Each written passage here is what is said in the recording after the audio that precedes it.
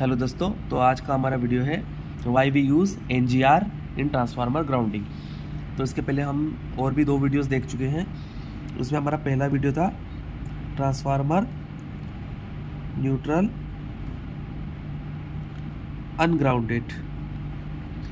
तो ये ट्रांसफार्मर की हमारी स्टार वाइंडिंग थी और ये हमारा 11 kV अगर यदि हमारा स्टार वाइंडिंग है तो आपका लाइन टू लाइन वोल्टेज तो हो गया यहाँ पर 11 kV और फेज़ वोल्टेज कितना हो जाएगा आपका 6.3 kV हो जाएगा आपका फेज़ वोल्टेज। लेकिन अगर यदि आप ट्रांसफार्मर का न्यूट्रल यहाँ पर अनग्राउंडेड करते थे और अगर यदि single line to ground fault हो गया तो आपका फेज़ में जो 6.3 होना चाहिए वोल्टेज वो सीधा आपका जंप कर जाता था 11 kV लाइन में। ठीक है, होना था आपका 6.3 kV लेकिन कितना जंप हो जाता था आपका 11 kV में। तो उसके क्या डिसएडवांटेज थे कि हमारी जो वाइंडिंग जो डिज़ाइन है वो 6.3 के लिए है, लेकिन single line to ground fault अगर यदि आपने न्यूट्रल को अनग्राउंड किया तो सीधा हमारा जो फेज़ में जो वोल्टेज है वो 11 kV हो जाता था, जिससे कि हमारी जो वाइंडिंग का जो इंसुलेशन है वो आपका वीक होता है। सेकंड केस में हमने किया था जिसमें था हमारा ट्रांसफार्मर न्यूट्रल सॉलिडली ग्राउंडेड था। दोस्तों सॉलिडली ग्राउंडेड में क्या था कि यहाँ पे भी सेम ये ट्रांसफार्मर यहाँ पे सॉलिडली ग्राउंड हमने कर दिया, ये भी 11 kV का है। अगर यदि मैं यहाँ पे बात करूँ लाइन टू लाइन हमारा 11 kV है और अगर यदि फेज़ में निकालेंगे तो कितना निकलेगा आपका 6.3। इस केस में अगर यदि single line to ground fault अगर यदि हमारा होता था तो यहाँ पे किसी भी तरह का चेंज नहीं आता था, फेज़ का वोल्टेज एज इट इज़ 6.3 पर ही मेंटेन होता था और जो लाइन का वोल्टेज है वो 11 kV पे होता था और जो फॉल्टी फेज़ होता था उसका वोल्टेज हमारा 0 होता था। यहाँ पे किसी भी तरह की प्रॉब्लम नहीं आती। लेकिन इस केस में एक प्रॉब्लम है, जब भी हमारा ट्रांसफार्मर अगर यदि सॉलिडली ग्राउंड है तो सिंगल लाइन टू ग्राउंड में हाई फॉल्ट करंट फ्लो होता था। हाई फॉल्ट करंट क्या होता था हमारा फ्लो होता था। क्यों? क्योंकि जब भी मान लीजिए इस फेज में फॉल्ट होगा तो ये फॉल्ट न्यूट्रल की तरफ जाएगा। ठीक है, और यहाँ पर जो करंट है वो न्यूट्रल की तरफ हमारा दौड़ेगा और इस न्यूट्रल में किसी भी तरह का रेजिस्टेंस नहीं है तो इस करंट को कोई रोकने वाला नहीं है, तो ये सीधा आपके ट्रांसफार्मर की वाइंडिंग में फ्लो होगा। और जनरली हम सॉलिडली ग्राउंड कौन से ट्रांसफार्मर को करते हैं? जो कि हमारे हाई वोल्टेजेस ट्रांसफार्मर होते हैं, जैसे हमारा थर्मल पावर प्लांट्स में हो गया GT transformer. Extra high voltage lines में हमारे जो स्टेप डाउन जो ट्रांसफार्मर्स होते हैं, जो हमारे सब स्टेशंस पे होते हैं, जो हमारा जो ग्रिड्स पे होते हैं, तो वो जितने भी हैं उसमें जो हाई वोल्टेज ट्रांसफार्मर्स हैं उनको हम सॉलिडली ग्राउंडेड करते हैं। अब हम आ जाते हैं, हमारा एक और केस है जो एक स्पेशल केस है जिसमें थर्ड नंबर वाला, जिसमें कि आपका NGR के थ्रू। तो यहाँ पे जो ट्रांसफार्मर का जो यूज़ कर रहे हैं उसको हम कर रहे हैं ग्राउंडिंग थ्रू NGR। NGR मतलब आपको पता है न्यूट्रल ग्राउंडिंग रेजिस्टेंस। तो NGR के थ्रू हम इसको ग्राउंडिंग कर रहे हैं, लेकिन हमारे पास ऑलरेडी 2 केस है।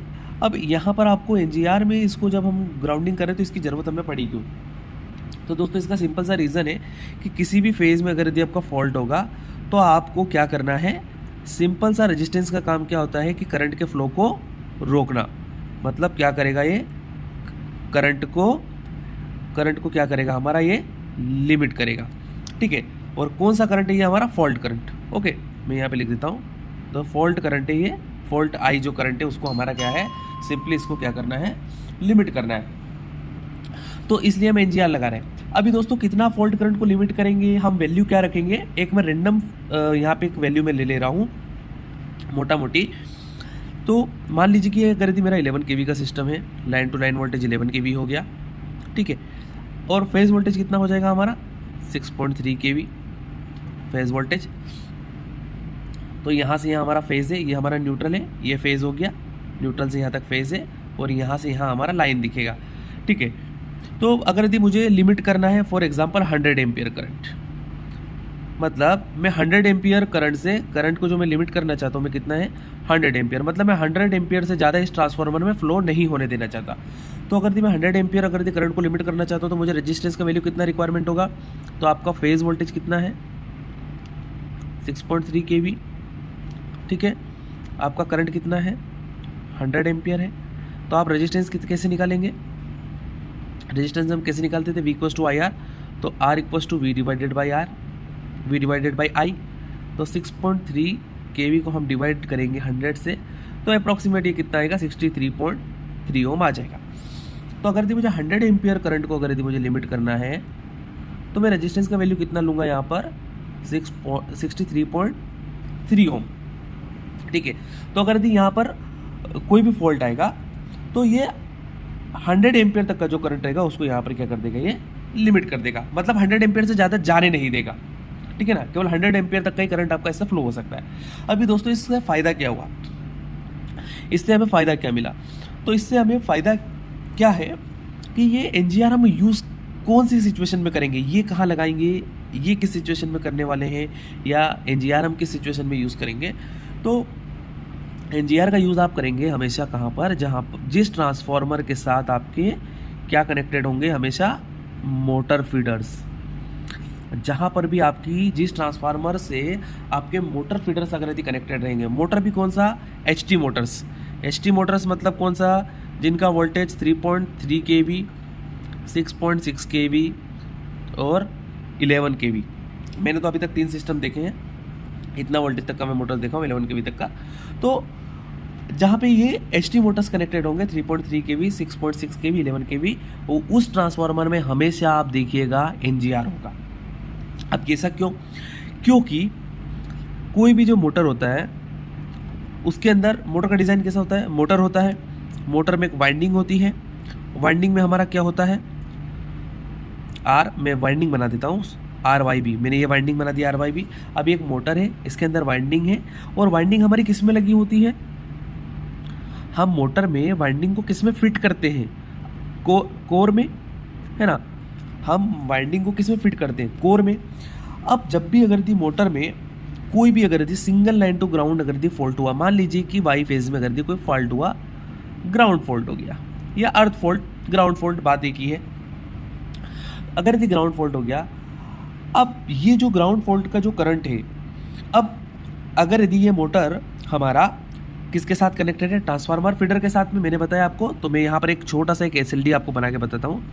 ये हमारा एक बस है जो कि 33 kV का है, और यहाँ पे ये ट्रांसफार्मर है, और यहाँ पर ये हमारी कोई मोटर है जो कि हमारी 6.6 kV मान लेता हूँ, तो ये 33/6.6 kV लिख लेता हूँ मैं इसको, या आप 11 kV XYZ आपको जो लेना हो वो आप ले सकते हो। ठीक है, तो जब भी single line to ground fault होगा, और ये ट्रांसफार्मर को हमने क्या किया है, यहाँ पे ये NGR के थ्रू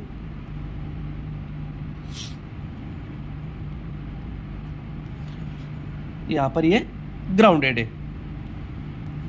तो दोस्तों अब जब भी इस मोटर में ग्राउंड फॉल्ट होगा और वो मोटर हमारे 6.6 kV की यहाँ पर लगी हुई है, तो जो भी ग्राउंड फॉल्ट होगा, तो ग्राउंड फॉल्ट का जो करंट है वो किधर भागने की कोशिश करेगा, वो भागने की कोशिश करेगा ट्रांसफार्मर के न्यूट्रल की तरफ।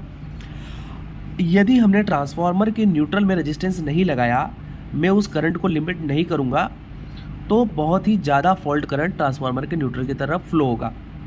तो उससे नुकसान किसे होगा, ट्रांसफार्मर को या मोटर को, बताइए।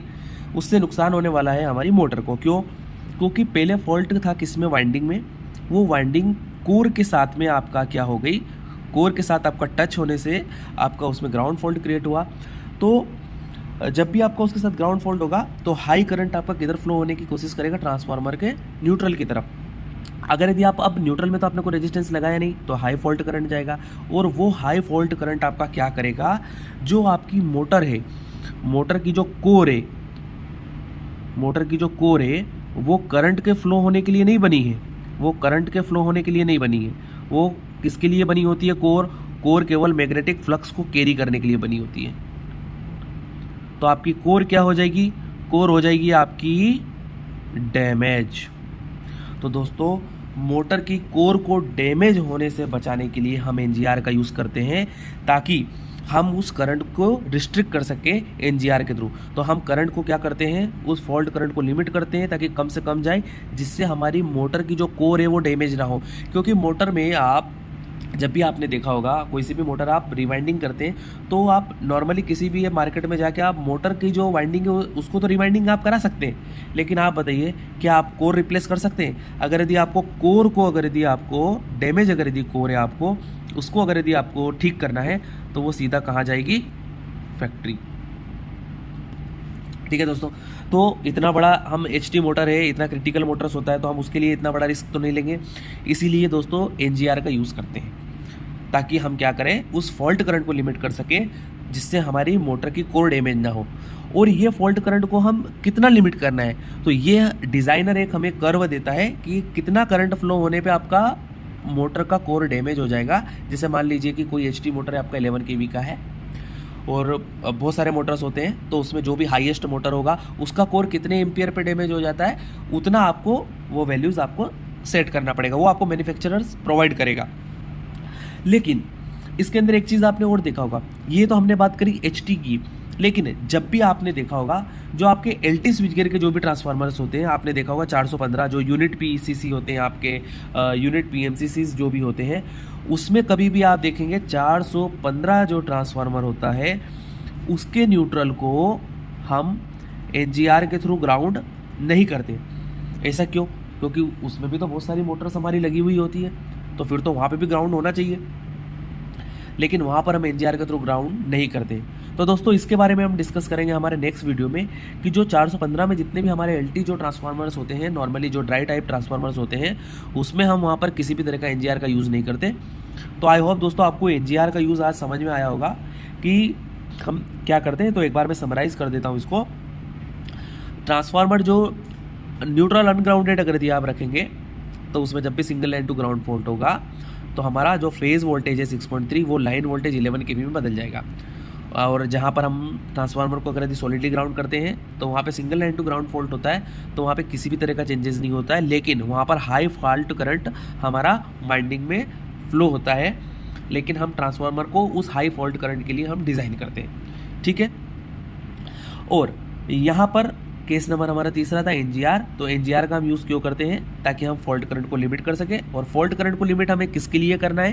क्योंकि उस ट्रांसफार्मर से हमारी बहुत सारी मोटर्स कनेक्टेड होती है और जो मोटर्स है उसमें हमारी कोर होती है, और कोर अगर यदि ग्राउंड के साथ फॉल्ट होगी तो उस कोर में से हाई करंट फ्लो होगा, और हाई करंट फ्लो होने के कारण क्या होगा, वो कोर हमारी पूरी तरह से कंप्लीटली डैमेज हो जाएगी। उसको हम जो लोकल शॉप्स में हम उसको कहीं पर भी उसको हम रिवाइंड नहीं कर सकते, उसको हमें फैक्ट्री भेजना पड़ेगा।